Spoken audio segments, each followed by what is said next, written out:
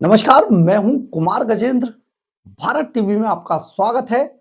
हमारे एक दूसरे social media platform podcast with Kumar Gajendra में भी आपका स्वागत है, जहां आप हमें सुन सकते हैं। दिल्ली की तर्ज पर छत्तीसगढ़ के अंदर भी एक शराब घोटाला सामने आ गया है और इस बार शराब घोटाले की आंच कहीं ना कहीं कांग्रेस के दामन को झुलसा सकती है।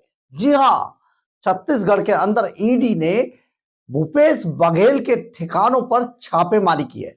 ये बड़ी छापेमारी है और इस छापेमारी में इतना कैश मिला है भूपेश बघेल के ठिकानों से कि ईडी को कई इलेक्ट्रॉनिक गैजेट्स मंगाने पड़े, यानी कि नोट गिनने की मशीनें मंगानी पड़ी हैं और नोट गिना जा रहा है, ऐसी खबर है। ये बहुत बड़ी छापेमारी है, लेकिन भूपेश बघेल और भूपेश बघेल के बेटे चैतन्य बघेल के पास ये पैसा आखिर आया कहां से था। दरअसल अपने कार्यकाल के दौरान छत्तीसगढ़ के मुख्यमंत्री रहे पूर्व मुख्यमंत्री भूपेश बघेल ने शराब घोटाले को अंजाम दिया था और मोटी कमीशन खाने के नाम पर करीब 2161 करोड़ रुपए का ये पूरा घोटाला किया था। यानी कि एक और शराब घोटाला सामने आ गया है। नेताओं की फितरत, खास तौर पर जो ईडी गठबंधन से जुड़े हुए लोग हैं, उनकी फितरत किस तरीके से घोटालों से जुड़ी हुई है, ये अब धीरे धीरे साफ होता जा रहा है। यानी कि एक समय पर भारतीय जनता पार्टी, या फिर यूं कहिए कि एक ईमानदार प्रधानमंत्री जिस पर अभी तक एक भी दाग घोटाले का नहीं लगा, प्रधानमंत्री नरेंद्र मोदी, इनसे लड़ने के लिए सारे घोटालेबाज एक मंच पर इकट्ठे हो गए थे और ये पूरा मामला अब इतने बड़े बड़े घोटालों से जुड़ा हुआ सामने आ रहा है जो आप जानकर हैरान रह जाएंगे। दरअसल खबर पूरी आपको बताते सिलसिलेवार ढंग से। छत्तीसगढ़ के पूर्व मुख्यमंत्री भूपेश बघेल के आवास पर भारी मात्रा में कैश पाए जाने के आरोपों के बीच ईडी ने बड़ा कदम उठाया है। इसकी गिनती के लिए ईडी अधिकारियों ने 2 कैश मशीनें गिनने के लिए नोट मंगाई हैं। ईडी ने भूपेश बघेल के बेटे चैतन्य बघेल से जुड़े एक परिसर में भी कुछ इलेक्ट्रॉनिक गैजेट्स और दस्तावेज भी जब्त किए हैं। मामला शराब घोटाले से जुड़ा हुआ है। सूत्रों के मुताबिक चैतन्य बघेल को जल्दी ही पूछताछ के लिए ईडी बुला सकते हैं, संभवतः आज ही बुलाया जा सकता है उन्हें। ईडी की छापेमारी और कार्रवाई में चैतन्य बघेल के खिलाफ प्राप्त सबूतों के आधार पर की गई है, जिसमें उनका नाम 2100 करोड़ रुपए के शराब घोटाले के प्रमुख खिलाड़ियों में सामने आया है। आप सोचिए, छत्तीसगढ़ शराब घोटाले की जांच को तेज करने के लिए ईडी ने चैतन्य बघेल के ठिकानों सहित राज्य में अन्य 14 स्थानों पर एक साथ छापेमारी की। ये कार्रवाई 2019 से 2022 के बीच राज्य में लगभग 2161 करोड़ के रुपए के घोटाले से जुड़ा हुआ है। जांच के दौरान मीडिया रिपोर्ट्स में ईडी के सूत्रों के हवाले से बताया गया है, हमने कुछ सबूत प्राप्त किए हैं जिनके तार चैतन्य बघेल से जुड़े हुए हैं। मौजूदा साक्ष्यों के आधार पर हम ये छापेमारी कर रहे हैं। ईडी के सूत्रों से ये जानकारी मिली है। भूपेश बघेल के बेटे चैतन्य बघेल पर ईडी आज सुबह से ही छापेमारी की शुरुआत की थी। इस दौरान भारी संख्या में सुरक्षा बलों की भी इलाके में तैनाती कर दी गई। उनके समर्थक विरोध प्रदर्शन भी कर रहे हैं, लेकिन मौके पर समर्थकों की नारेबाजी भी चल रही थी, लेकिन फिर भी ईडी ने अपनी कार्रवाई को अंजाम दिया है। दरअसल ईडी ने जुलाई 2023 में इस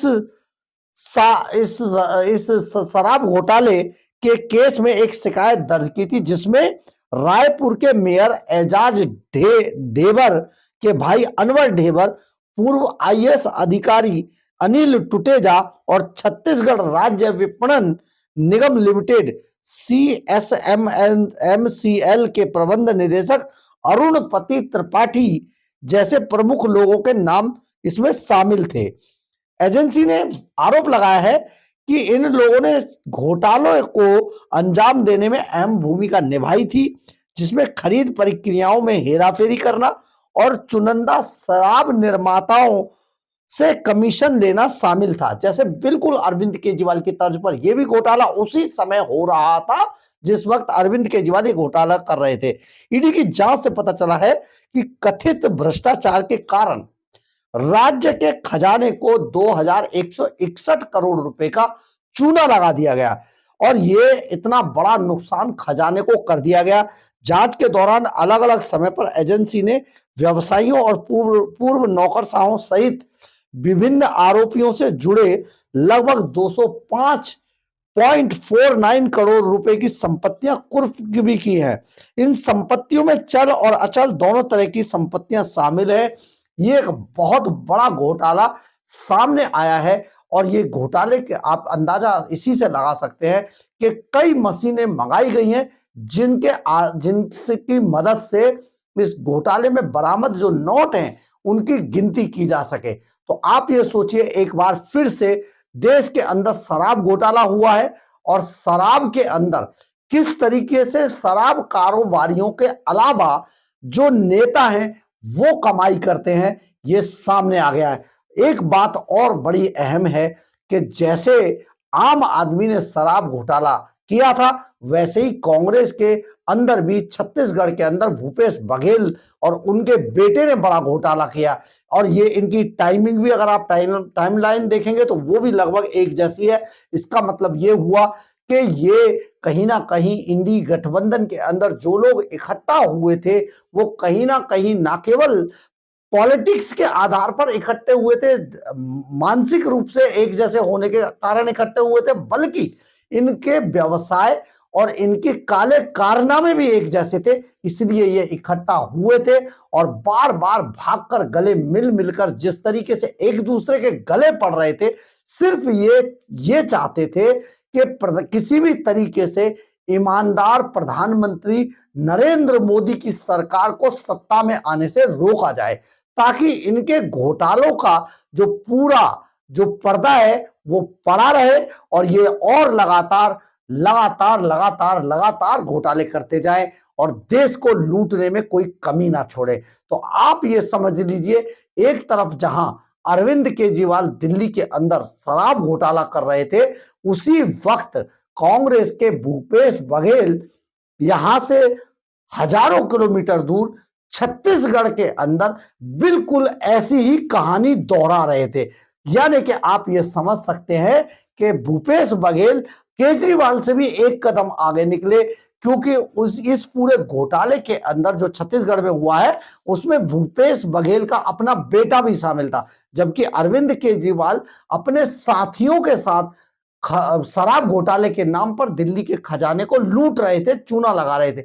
बहुत बड़ी बात यह सामने आई है और धीरे धीरे इसके तार खुलते जाएंगे। जैसे जैसे तार खुलेंगे वैसे वैसे आपको पता चलेगा कि नेतागिरी के नाम पर किस तरीके से देश को लूटने की साजिश रची जा रही थी और प्रधानमंत्री के खिलाफ ये जिस तरीके से बेईमान लोग भ्रष्ट लोग इकट्ठे हो रहे थे उससे अब साफ हो गया है कि ये डर गए थे कि ईमानदार प्रधानमंत्री कभी भी इन बेईमान लोगों को पकड़वा देगा। तो आप देख लीजिए किस तरीके से शराब के नाम पर न केवल जनता को ठगा जाता है बल्कि जनता के जो टैक्स पेयर के पैसा है उसको भी किस तरीके से खजाने से लूट लिया जाता है इन नेताओं द्वारा।